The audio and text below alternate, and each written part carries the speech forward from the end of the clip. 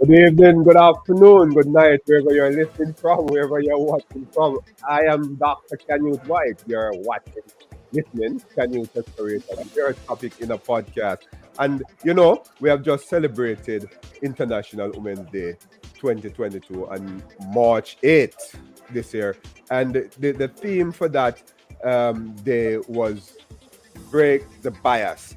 And Canute Exploration continue to break the bias as it relates to the challenges that women have across the globe, really. And this month also is celebrated as the month of March, the Women History Month, that is. And, for that reason, I continue to celebrate women. Women are very important in our life. They're, for me, and for many men and others, even a lot of women, movers and shakers of this world. Without them, we wouldn't be here, honestly. I have seen baby mothers, pregnant women who have gone through so much. And I said to myself, hey, it's really, really the power of a woman who brought us here, and it's really, really very important for us to celebrate them. Doesn't matter the challenges that they're having, and the series continues. Voices of Challenge Women. This is part 3, part 1 and part 2 you can find, and in this link you'll also be able to pick up part 1 and on the part 2. I am sitting with a number of women who have had challenges, because even though there might be limitations, the challenges that they have had might, some of the challenges that they have overcome. And we are going to be talking with women who are disabled, who have had challenges, but despite the disabilities, despite the limitations, they are strong, they are in leadership, they are writing, they are doing so much in society, and we have to give respect to them and love them because they are women of strength. And I'm now going to ask these women, my guests, to introduce themselves, to talk about their personal challenges and how they have overcome them. I'd like to start with Tracee. Tracee, thanks for coming. Welcome to Canute Exploration, your topic in the podcast. I am Dr. Canute White. Thank you, Dr. White. So great to be here with all the women and the lovely ladies. So some of my challenges, I have a physical disability. I have a form of muscular dystrophy, and I use a wheelchair. I've used a wheelchair since elementary school to get around and to live my life from my wheelchair. But it's been an awesome journey, a lot of challenges. Some of my challenges are, just getting around, transportation, and then, a lot of attitudinal barriers that all of us, I'm sure, have encountered. A lot of ignorance around what people with disabilities can do, and how we can be gainfully employed and make contributions to society. So we have to be really aware and cognizant of the barriers that people place on us. It's like they do not know what we can do. They do not know our capabilities, yet they are all in our business placing limitations on what we do. And we have to be careful about that, about how we let them speak over us and our abilities. Nice. I love that, Tracee. Let me now go to Patti. Let me hear you. Introduce yourself and what are your personal challenges and how you overcome. Yes, hello everyone. I was diagnosed with multiple sclerosis in my first year of teaching physical education. I walked away from teaching 10 years later. I have trouble walking. I fall a lot, brain fog. Some of the challenges are people who don't know me think I've had too much to drink. Or they know me and they'll say, but you look so fine. Maybe you're not trying hard enough. And it's important for us to still stay true to what we feel we can do, who we are, and educate others not to be so judgmental, and learn as much as you can about what other people may be facing. Yeah. I love that, Patti. So that's all about breaking the bias. looking at to Absolutely. challenge women, right? And breaking the bias among women. We have to understand the challenges. Let's go now to Cox. How you doing? I'm good. I'm glad to be here. Hi, everyone. Okay, let's introduce yourself, Cox, and tell us what the challenges that you're having and how you overcome. I'm Michaela S. Cox. I'm an author speaker, but my journey has been a journey of what I call 38 triple D, lifelong disability of legal blindness since birth. I got divorced at 26, and then in 2017, I lost my husband, so I'm a widow and solo mom who's disabled. Okay, Cox, I'd like you to go into the triple D. Go into the triple D a little for us. What are the triple Ds? Disability, the first one, of legal blindness since birth. There hasn't been a day or breath I've taken that I haven't had a visual impairment or legal blindness. And then the second one was divorce at 26. And then the third one was death of my husband at 38, when I was 38 in 2017. And that's what I've been doing for the last almost 5 years of being a solo mom to 2 kids and doing the mom thing and trying to do my writing and speaking and all that. Great. I have had Cox before on my program, my show, very interesting episode. You can look for it, viewers, listeners, and you will hear a full story. Let's go now to Shelly. Shelly, how you doing? Introduce yourself and tell us what your challenges are. Hi, everybody. Thanks for having me, Dr. White. I really appreciate being here with a wonderful panel of other strong, self-sufficient women, so bravo to us. Just breaking those stigmas and biases. I was born as a congenital hemipelvectomy, which means basically I was born without my right hip and my right leg. I also have scoliosis and lordosis in my lower L4 and L5 spine. But despite that, I was one of the first women that was documented in medical studies twice for going on to having 3 natural pregnancies. And they are 3 beautiful boys at 23, almost 21, and 16. Been married 25 years. Just got my master's degree in human services with honors 2 weeks ago. And yeah, and so it's a challenge that Congrats. I'm breaking that stigma. I started my own inclusive consulting LLC during COVID, and I've been working with the Pennsylvania Historical Society to improve their accessibility to their historical parks in Pennsylvania. I'll be speaking to the Occupational Nurses Association in Susquehanna this fall on biases, stigmas, first-person language, and all that strong stuff that we need to learn about. And I work in human services, doing a lot of advocacy, in particular for the senior citizen population. Oh, great. I love that. All wonderful women trying to ensure that they go out there and be a force to be reckoned with. And, ladies, in the disability community, there are so many challenges that other women are facing, right? And what are some of the challenges that you are seeing out there, having gone around and having heard, having talked to individuals? What are some of the challenges you're seeing out there in the disability community as it relates to women? And when we look at how they may overcome, just tell us what you are seeing, starting with Patti. I would say lack of information and not knowing how to respond to somebody who has a physical or a mental challenge, and it's okay to ask questions. I would rather have somebody ask me a question they may think is silly, but I actually think it's really important. So I just find lack of knowledge being a real big one. Right.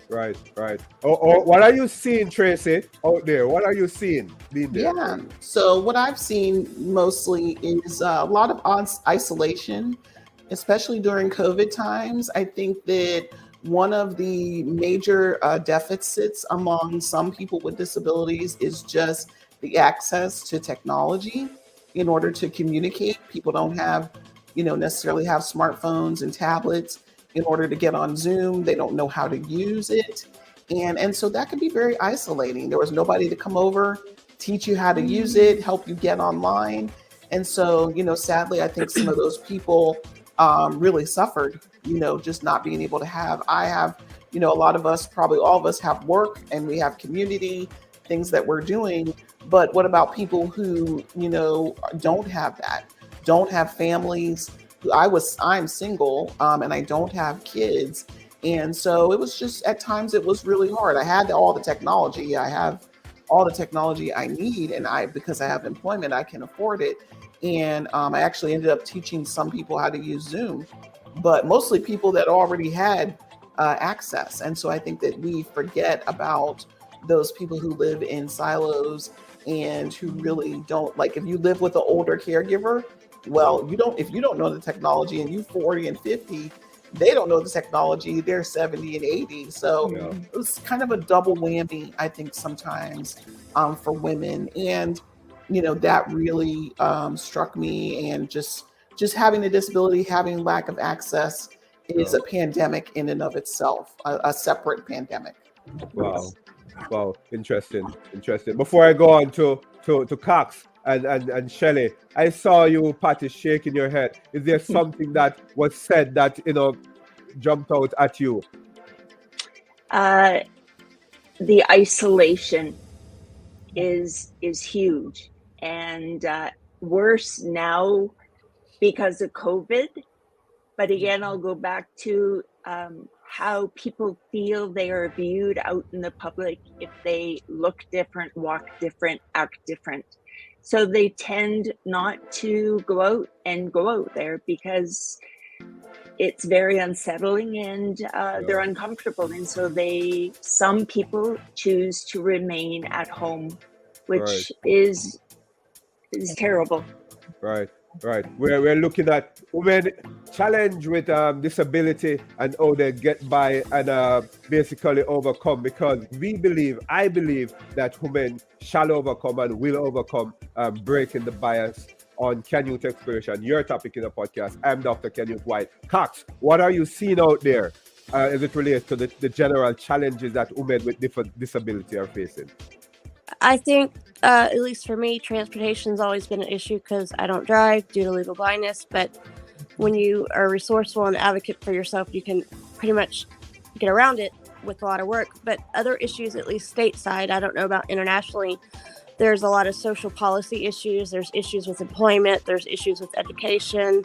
And there's just not enough conversation because I don't think people know how to handle topics they don't understand or are comfortable with. And out of all the movements that rightfully should have been had in our country of the states, the disability is the last one that's ever been touched. I mean, when you look through all the movements of civil rights or women's movements or gay rights or all the other ones, which should have happened, I'm not saying that, we didn't have a piece of legislation on the books until 1990, and it's outdated and it needs to be fixed. And the only national really conversation that was ever had around the disabled in America was during the 2008 presidential election with Sarah Palin as VP, who brought it up because of one of her kids, and it's not been touched since. So I think there's a lot that could be done around it, but no one does it. So from my perspective. Right, that's all right. The elephant in the room. Nobody wants to talk or do anything about it. But I should say that Patti is out of Canada. And let me hear you, Shelly. What are you seeing out there? So I'm going to piggyback off of what Michaela said. Okay. The ADA, the American with Disabilities Act, is 32 years old this year in July. And they got a lot of things right, but employment was one that they didn't get right. And that employers are afraid. Their excuses are what, Patti? It's going to cost too much money. It's going to take too much time to, train this person. There's going to be too much financial burden on us, even if we're a multi-billion-dollar company. Am I right, Patti? Absolutely. And these are excuses. That's all they are. So I do a lot of training and public speaking on that very point, because we need to crush those stigmas and those biases. Those microaggressions and those micro experiences I think for me, the biggest problem I see is micro experiences. When I got pregnant at 28, my socket goes around my waist for my prosthetic. And I was on crutches because I couldn't fit into my leg for that pregnancy. Yeah. And I had an older white gentleman come up to me walking into a store and say to me, "What kind of mother are you going to be? Who would get you pregnant and how are you going to raise this child?"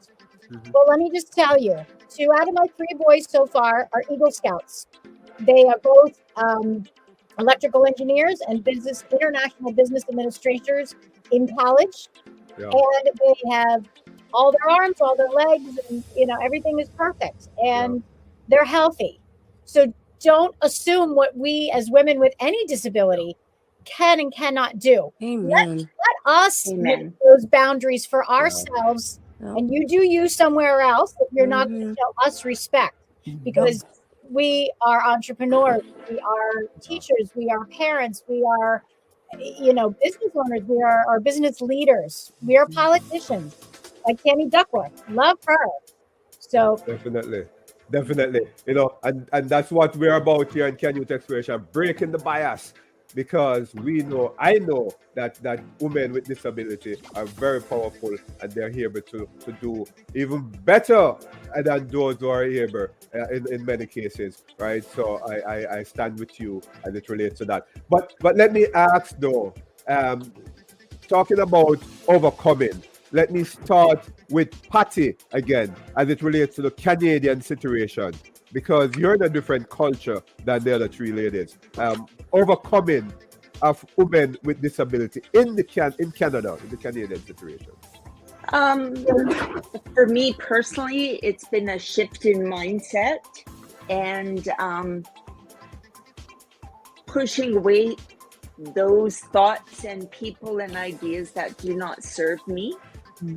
I live in British Columbia, where Rick Hansen is from, and Rick Hansen is in a wheelchair, and he has made a huge impact in our province. Across Canada, I think disability laws on the books are a good place to start, but like everything, they need to be updated regularly, and a lot of things do, but disability seems to be at the end of the bus. And so, as Michaela said, you learn to, I'm going to say, fight for yourself, but it's not really that. It's you look after yourself and in hopes that it filters through onward and outward to others. So mindset, absolutely. Thanks for that. I would also add though that people really underestimate how much fighting and advocacy is exhausting. You know what it's like to fight? Like if you just got off the bus, I had to fight to get on the bus, got off the bus, then I got to fight when I get to work and, deal with these people and their ignorance. And then I got to fight when I get home because something isn't accessible or the van didn't come back on time to take me home. Fighting with the grocery people who don't want to, assist me in the store getting the items that I need. And so I think that that's something else that came out is just the responsibility that women also have. It's Women's History Month, but the thing that should be going around during Women's History Month is a break. For every woman is to, have a break, a day off, a spa day, because we are physically, mentally, emotionally, carrying so much. And, when people say, oh, but you keep fighting. Well, yes, but, I'm just about, tired of that. You have to really choose your battles and what you're going to fight. And I don't think people realize how exhausting and how many different iterations of fighting that I just mentioned, going through your day, get on the bus, go to the grocery store, go to work. All of those sectors have people that are just not helpful and not open-minded. And so to confront that in every, it'd be nice to just move to a little tiny island where everything was accessible. There were no attitudinal barriers, and, you'd be welcomed and included and believed, like, oh, here's some reproductive health. Are you interested in starting a family? It wouldn't be like, oh, well, you shouldn't start a family. You can You know, that's not for you, not for people that look like you. And so I think that, you know, it is tiring. You fight and you fight hard and you're a staunch advocate, but there are some days where it's like that it's really difficult to keep telling people the same thing over and over again. That's what it is. It's like each one reach one, teach the other person what I just told you, so I don't have to teach them, you know, again and again. And I think interesting, Tracee. But we talk about fighting, you know, that's very interesting. You know, you keep fighting daily. And you know, I find that very interesting. Cox, this whole thing about fighting, right? And your suggestion of how we can, women living with disability can overcome the struggle of having to fight each day. Talk to us about that. You can, but I don't disagree with her. It's exhausting. I mean, I've done it every day of my life, and increasingly I've had to do it after, you know, divorce, and then now having to raise 2 kids on my own without my husband that passed away, and contending, as always, with my disability. It adds an extra step to everything, like she said, and it's just, it is what it is, and it's exhausting, but you have to do what you got to do, no matter how much you may feel like not doing it some days, and how it makes you feel. So I get the exhaustion. And also mine has been, I would say, probably aspirated by grief is exhausting in itself in some ways. So is contending and advocating, and then you put it together. It's just been an interesting 5 years. But we must find a way, if we do want to not succumb to what the world thinks we should do, and prove them right. If we want to prove them wrong and not let them assume or presume to know what we can or cannot do, then we have to keep fighting no matter what it may be doing, is my opinion anyway, which is why I do what I do. But we have to all do ourselves and do what's best for us. Yeah, I love that. Shelly, how can women overcome all of this? What's your suggestion as it relates to overcoming women with disability? Need to break the bias, or can they do this? What's your suggestion? You know, the statistics are that most people with disabilities don't go to college and get a higher education. Most, you know, I read 2 years ago that 4,000 people were, through the Department of Human Services, were questioned about whether or not they felt persons with visible disabilities could be equal employers, equal employees and co-workers. And 66% said they did not feel that a person with a visible disability would be an equal coworker. But the thing that employers get wrong, and coworkers in America get wrong that are able-bodied, is that we women that are born with our disabilities, we each have our own different thing, that we are natural-born problem solvers. And so right from the start, we have had our lives flipped upside down, and the world was not built for us, and we all know that one. Yeah. And we don't have a choice but to keep going, because there is no fail, there is no giving up. You know, we have people that rely on us, whether it's our children, our family, our friends, our coworkers, our employees, our employers, and so we have to keep going. There is no fail, there's just do. And so we just keep going. I mean, Patti's shaking her head, Tracee's shaking her head, you know, Michaela's shaking her head, and it's just our everyday life. And I was thinking we're the original MacGyver. Like, MacGyver's got nothing on us. We are MacGyver. I was also going to say when you talk about coping, Dr. White, and you know, that is the importance of the networks that we have and that we've built. I mean, that's one way to, you know, they help us, they soothe us. I have, you know, a mother and, you know, other family that helped me, that I could go to, bless you, Patti, and that helps. So I think the importance of a network, you know, you have to step outside your comfort zone and you have to invite people into your life, but that is a real stress reducer. And also finding things that you enjoy. I finally went back to the library today after, you know, many years, and got like 5 books that I checked out. And just returning to the things that you love is so important. But you need to have that network. You need to have an outlet, you know, and you really need to take time off to rest and recharge yourself. Yes. I'm happy you said that though, Tracee, because this thing about overcoming or coping, what is it one or the other? Because women with disability may not be able to overcome, but they have to second and cope in the situation. What you think, Patti? Is it overcoming? I see Tracee had gone into it. Is it overcoming or coping? Wow. I'm not going to pick either. And I think, to live the life that I want, I have my only choice is to do it, is to be. I wear the label of challenge as a badge of honor. And so it's neither for me. I think it's individual, and some people don't have a choice. Yeah.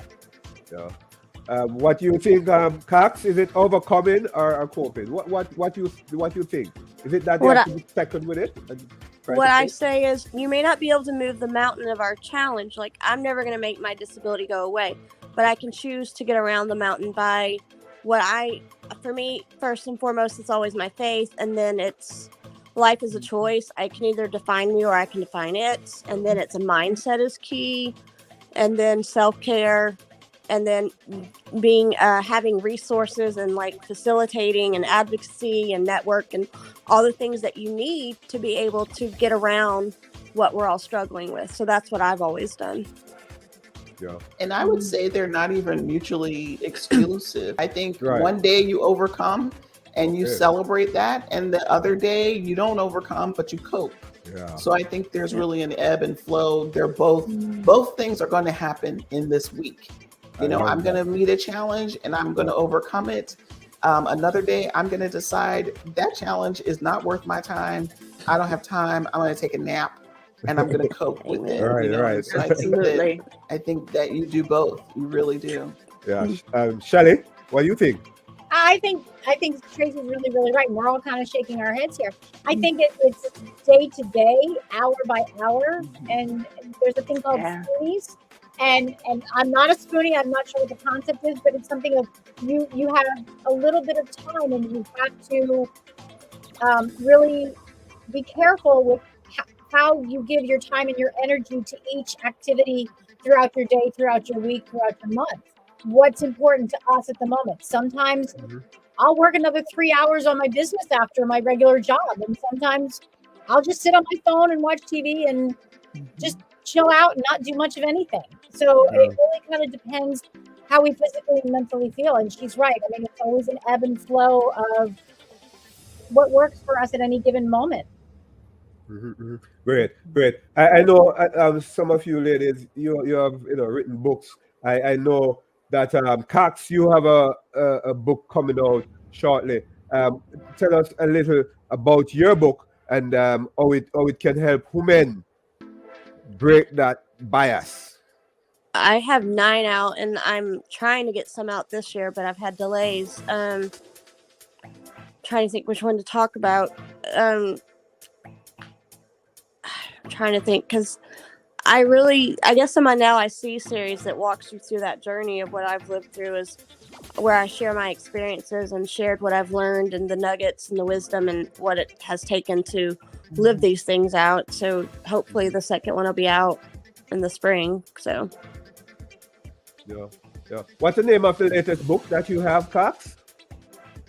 It was the first one in the Now I See series in June, and I'm hoping the second one will be out in April or May. Okay, cool. Right on. Cool. Tracee, you have books out as well. I do. I've written 17 books, and I had one just come out, thank you, in January. It's called Disability, a Field Guide for the Rest of Us. And what that really is doing is just giving my anecdotal advice about 9 different topics. And I really, I'm already working on the second version of that. It's volume 1 on the book that's out now. And I hope to do, maybe 3, 4, 5 volumes where I'm asking people to contribute stories about lessons from the journey. So I talk about transportation and learning to drive and how I had to overcome, getting hand controls and modifications to the vehicle from a vocational rehabilitation center. I talk about advocacy, my parents being my first advocate, speaking up for yourself, learning to, and even employment. So yeah, there's 9 topics that I'm discussing in disability and anecdotal field guide for the rest of us. And it's out now and it's doing well. And I'm trying to, it's a lot of work, but I'm trying to read the book as a podcast. And that's been challenging, but I keep trying, and, you know, but I do want other people on my website. I talk about how I want to do another volume where I'm just really the editor and curator, and everybody's going to contribute topics and stories of their own. So the first one was all me with the 9 topics, and then the next versions will be other people contributing to the story too. Right. Yeah, that's great. You write, Patti? Yes, I was part of a book collaboration project. The book is called Absolute Will, and it's 22 women from around the world, 7 continents. Each chapter is their story of facing a very challenging event and how they came out at the end stronger, happier, more of a participator in life, and sharing everything they've learned with others. And the second book is going to be called Absolute Vision, and I will be writing a chapter in that book as well. Great. I should be having you. I've had Michaela already, but I should be having you and the 3 ladies to talk more about your book and other things. Shelly, do you write? I do. I've actually started out as a script supervisor on film and television as an independent person for 17 years. So I did a lot of script writing. I've helped to write some films and some TV shows. I've been a part of 2 medical journal research papers on women with disabilities, having children and how to overcome these challenges that we physically have, as in particular amputees. And I've been approached by Villanova University, where I'm a standardized patient. 4 years ago, we wrote the first obstetrics medical simulation in the country. Right.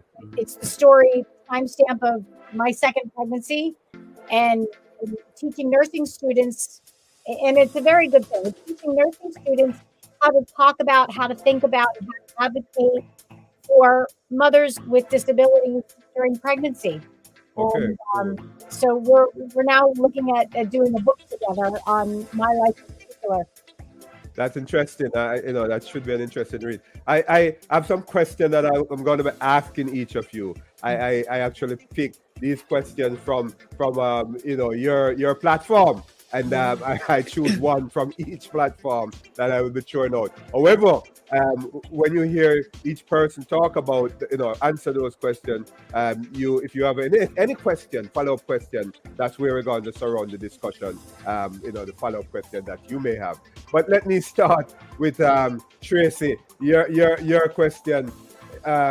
What is the main influence in your life that makes you so optimistic at this point? Talk to us, Tracee. Yeah, I think that my dad was a preacher and my mom was a singer. So my dad has since passed away in 2011, but my mom is still here with me. And just the faith that they had, they didn't give up on each other.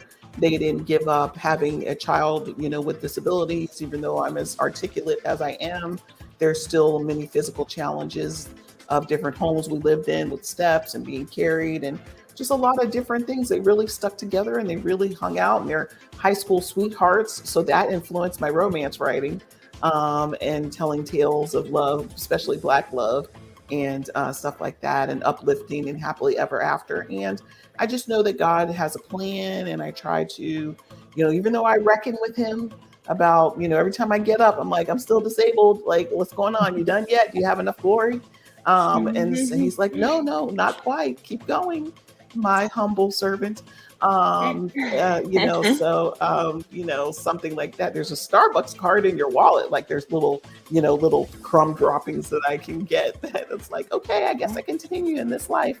There is a Starbucks. So, just keep going and just have faith. And those are the things that really resonate with me. Let me do it this way. I've been asked you that question, Tracee. Let me hear the questions to you from the other ladies. Let me do it like this. I kind of Sure. see a lot of cheers. Any question to Tracee as it relates to her response? Anything? I saw you, Patti. What's your take on what Tracee had said? My dad is my hero. I tell my husband all the time, I love you, but you'll never be number one on my list. My mom is my cheerleader. Yes. And Yeah. I was lucky to teach high school for 5 years, and majority of the people in my Facebook are former students who are ambassadors of my story. And yeah. And all you guys. Yep. Yeah. Absolutely. Great. Tracee, I feel you. You know, waking up and going, "Oh, I'm still disabled." Yes. As a teenager, I was so frustrated with the life that I was handed, and be like, "Why can't I just grow a leg? If I'm Right. faithful enough, and I'm a really good Christian, that I'll be given a leg. I'll wake up and one will sprout." Several decades later, I think I've given up that hope and that dream, and just created a life. And my father always said to me, "You are born this way for a reason." And I think the advocacy work and the public speaking and the correcting stigmas and biases that I work on every day is my goal and my reason for my purpose for life, my passion. Right. So, And just to add to what Patti said is that, disability is not easy. And anybody who acts like, they've been, a person with a disability as a champion for their entire life is just ridiculous. We all have instances, I feel, where we're mad at God. I just think some people hide it and some people don't share it. But that is to be human, is to ask, why do I have to keep going through this? And then still dealing with it anyway. Yeah. It's like, it's just a part of life. It's a human thing to question and to ponder and to wonder, why. And, and you could say little answers like, you're the best person for the job. Other people can't handle what you have. That's total BS. That makes you feel good in the moment. But all of us will rise to the equation. Whatever befalls you, you will rise. You will find it within yourself to cope. And people who don't believe that, they might wither and die a little bit, but somebody will help them get up and help them keep going. Cox? And it'll be one of us. Yeah, probably.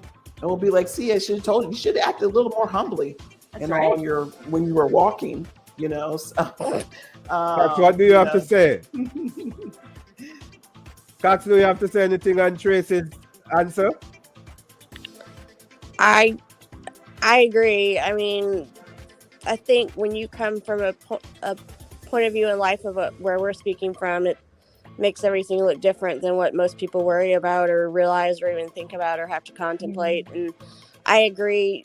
If they say it's a walk in the park, it's not. I mean, you may choose to fake the funk and make it look easy, but it's not. And I think some of the questions she proposed, I probably dealt more with those in the last 5 years after losing my husband than I have probably ever before. But once again, I do my best to go back to my faith and let it keep me grounded and keep me going. So, okay.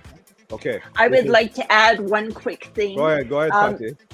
6 months after I started teaching is when I was diagnosed with MS.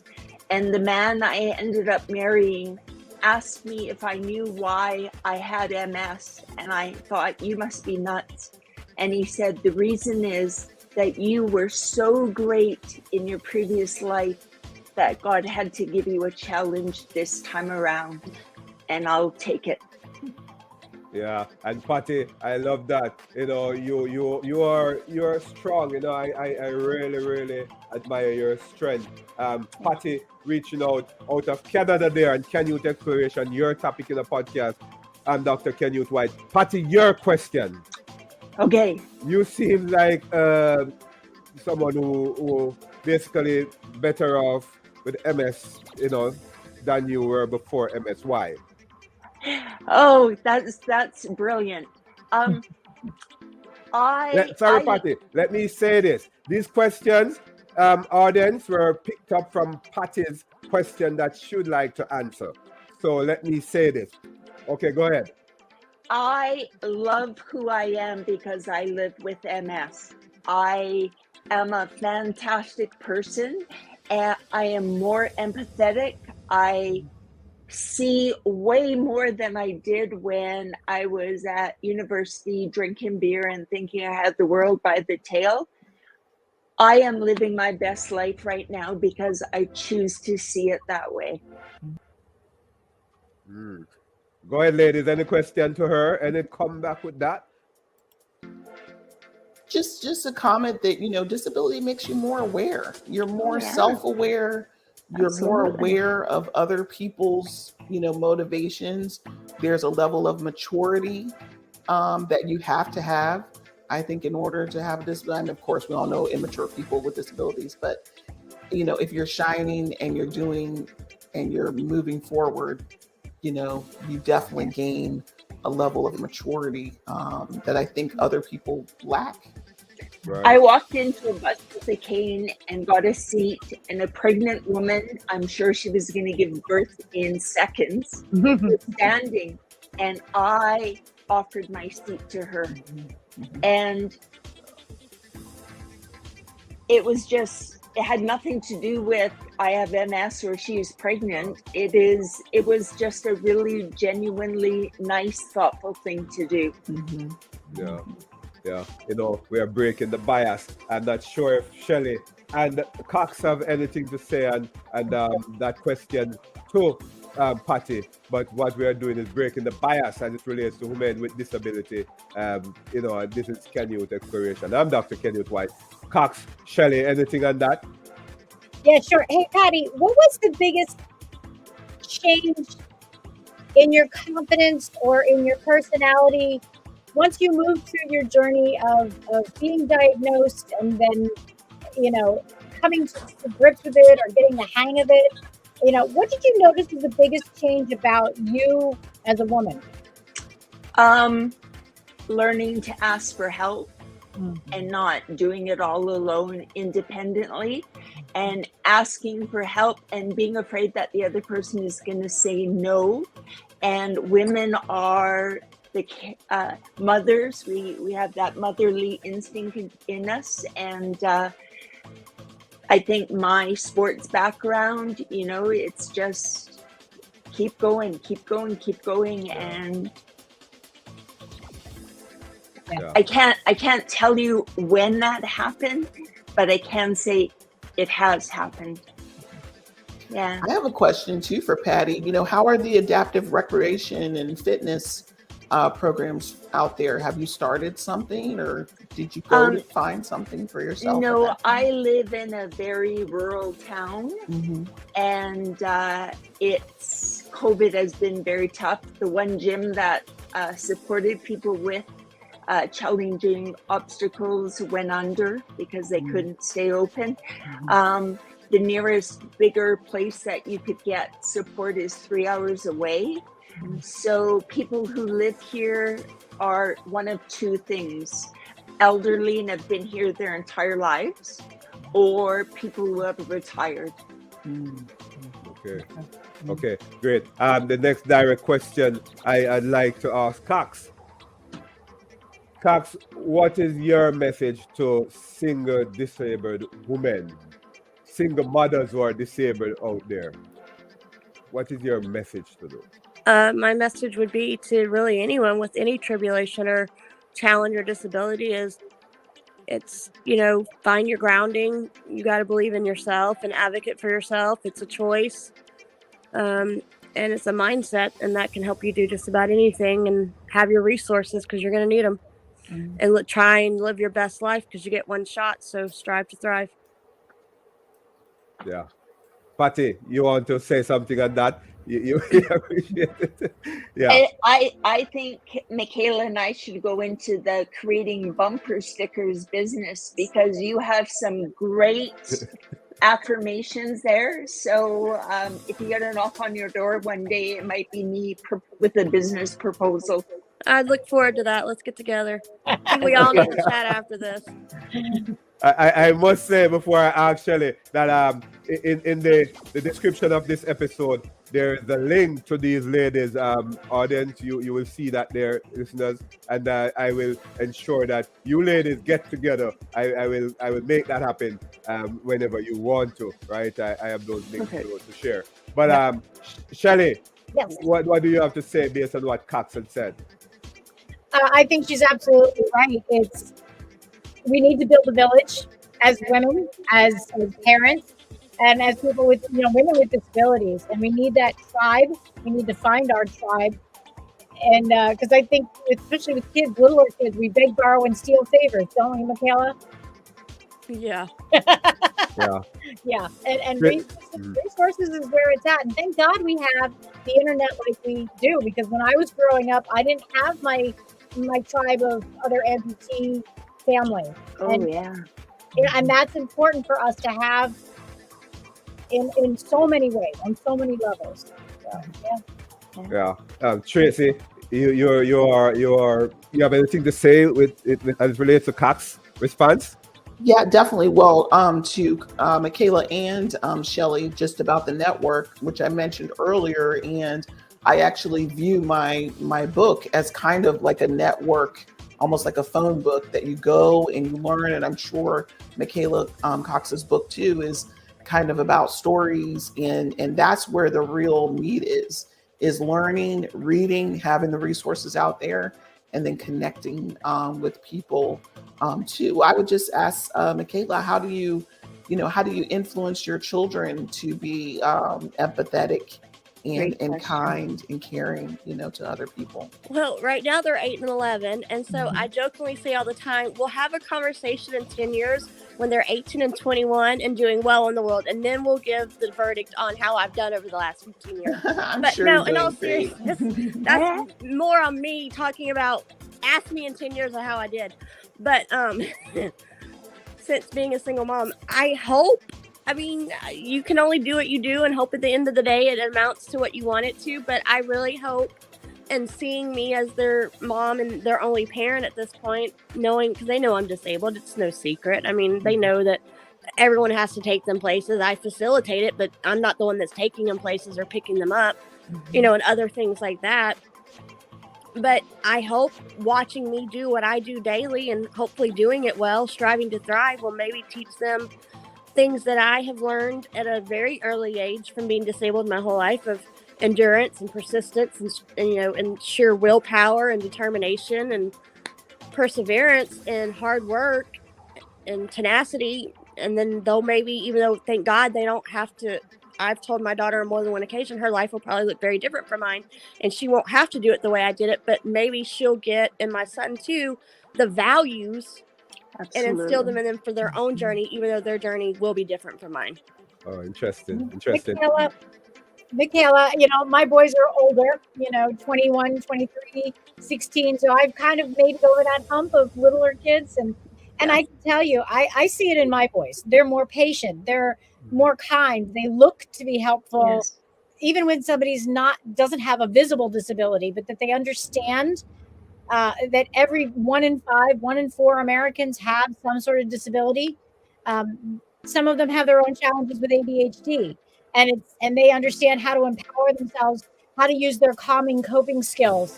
So just keep nagging them lovingly as a parent from one mother to another. They will get it, and it does make a difference in everything that you do with them every day. Okay, well, I'll give y'all an update in 10 years, okay? Interesting. I would also say just make the kids help more. I look at some of these kids and, they get the entire grocery, they paid for it, and the kid gets on the phone and gets in the car and sits down like there's nothing else to do. I think that there are some things that happen that should be age appropriate, but I think teaching empathy, it starts, really at home. Help mom do this. You're old enough, you can carry at least one bag. Yep. So I just think that is part of it, not us doing everything ourselves, but, making them be helpful, open the door. If you see somebody sitting there, outside the door, do you need help? Would you like me to open the door for you? I just think it could start even as early as 5 years old, as far as what what we're teaching our kids and teaching them about disability too. Yeah, very interesting discussion that we're having. And I tell you, before I go to Shelly, Shelly's question, very interesting question. I know it might cause for a bit of a discussion here, but these direct questions are questions, audience, that my guest actually suggested that they would answer. So I asked them, at least one from those lists. I must say though, I remember Michaela was on my show, and she said something very humorous, and most of my listeners laughed. Michaela believed that running as exercise is too much work. That's not relaxing. It's a lot of work. I have my own version of relaxing, and that ain't one of them. I only run when I'm scared or have to cross the street, okay? I have my own versions of exercise and relaxing. But it's self-care. It's about the self, so we have to find our own version that refuels us, and we're all individuals, and it's going to be different for everybody. But yeah. Yeah, I know. A lot of my audience laugh at that, and find it very interesting, Michaela. They love it. They love it. Shelly, your question that you would like to answer, love to answer. Very interesting. It might not go so for all persons, but I'd love you to answer this question. And it goes like this: do persons with disabilities really have sex? Yes.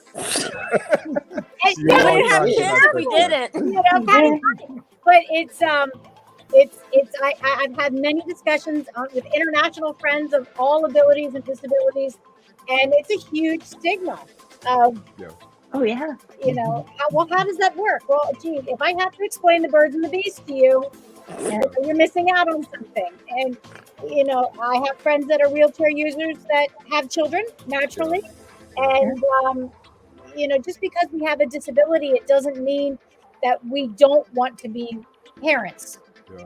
Male or female, and we do. We are lovers, and we are friends, and we are partners, and parents. And it is very important for society to get over that curiosity, because it's really, at the end of the day, none of their business how we have sex or if we have sex. And it's just our choice to, when we find the right person to be with us, to be parents and figure out how that is going to look. When my husband and I decided to have children naturally rather than adopt, I said, okay, then we're going to do it the old fashioned way. And he said, well, how's that going to work? And I said, well, we're going to figure it out. And for us, it took us a year the first time, but by the third child, it was natural, and we had no idea baby 3 was coming, and my body figured out what to do for itself. But it not only taught me a lot about myself and my inner strength and pulling up just one more bootstrap for myself, but it also, I tell my children I don't have a favorite, because each one of them came to me in a different way at a different time of my life. And that's excellent. And I'm proud. I'm proud that I was able to do that and give that gift to myself and my husband. And I taught the medical field and my prosthetist, my leg maker, a lot, and how to think outside the box for future mommies that have come home from the war. Yeah. And any response to Shelly's response? I met a lady when I was going to school, and she was diagnosed with MS and ended up in a wheelchair, and her and her husband were at that place. Are we going to have a family? Are we going to do this with me not being 100%? And her husband said the best thing, and that is, you can still be a really good parent while sitting in the chair. Mm-hmm. That's right. Right? Yeah. Tracee? Yeah, I don't want to touch that one with the 10-foot pole, but I am still available just in case there are any listeners out there who may be interested, So I don't know if you want to turn the show into okay, you have to clear that publicly, Tracee. But, PSA, Tracee's looking. And probably Michaela too, maybe. And her email is right there for anybody watching. Tracee's email right there. You can go. Slide into my DMs. Okay, that's been a challenging part of my journey, but I've gotten there slowly, and I'm still trying to figure it out. But we'll see what happens. Right. So Michaela, Tracee, Patti, and Shelly, you guys are epitomes of what ladies with disabilities, they are able to perform well in industries. They're writers, they're speakers, they're so much, right? So the stigma must not be there as it relates to what these ladies can do and should do. That's the thing as well, because people put limitations on ladies with disabilities and saying, I think you should do that. Shelly, you have children, right? And so on. So these are the sort of situations that I on Canute Exploration, your topic in the podcast, trying to deal with, trying to break the bias as it relates to women, those with disabilities, those who are having challenges in the workplace, be it leaders who are female leaders who are underpaid and so on. As a man, I believe in women and believe that women are really a force a force of strength, not to reckon with. Let me pull that back, but a force of strength. I said not to reckon with because women also have their strength to move forward, and we're not fighting. I'm not encouraging fighting women, so it's not a reckon with thing, right? I am really advocating giving women the space to live, to journey, because they have a space in society and be able to perform. Although I'm sure we could fight if we had to. It depends on what we have to fight for. Yeah, well, every single person on the screen right now, we plant a seed every single day into somebody who needs hope, who needs to know they're not alone, who needs to know there are no dumb questions. We do that every single day. So good job, ladies. Yeah. And as we wrap up in 3 minutes, I'd just like to ask each of you 1 minute to give your final encouragement to ladies living with disability. I'm starting with Patti. You are not alone. Facebook has 1 million groups. It doesn't have to be about your disability. It could be just a social group.